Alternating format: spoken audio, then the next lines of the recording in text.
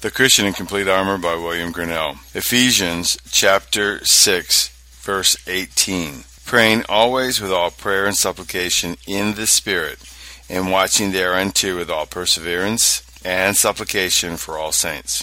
We have at last set before you the Christian in his armor, and now he wants nothing to furnish him with for the battle, or enable him for the victory, but the presence of his general to lead him on and bring him honorably off again by his wisdom, which that he may obtain, the apostle sets him to prayer, praying always, etc., as if he had said, You have now, Christian, the armor of God, but take heed you forget not to engage the God of this armor by humble prayer for your assistance, lest for all this you be worst in the fight. He that gives you the arms can only teach you to use them and enable you to overcome. I am not ignorant that some make prayer a piece of armor and reckon it as a part of the panoply.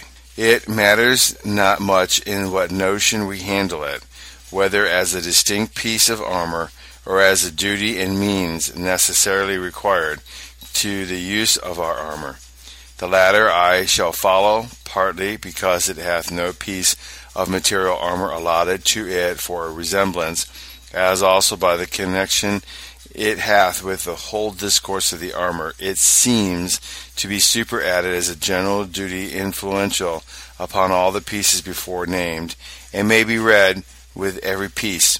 Take the girdle of truth, praying with all prayer, etc. Having on the breastplate of righteousness, praying with all prayer, etc.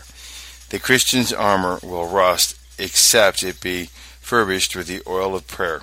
What the key is to the watch, prayer is to our graces.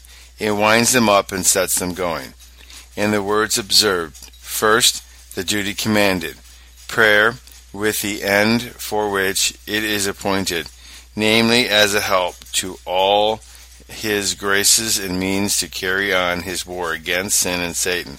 Secondly, a directory for prayer, wherein we are instructed how to perform this duty in 6 distinct heads.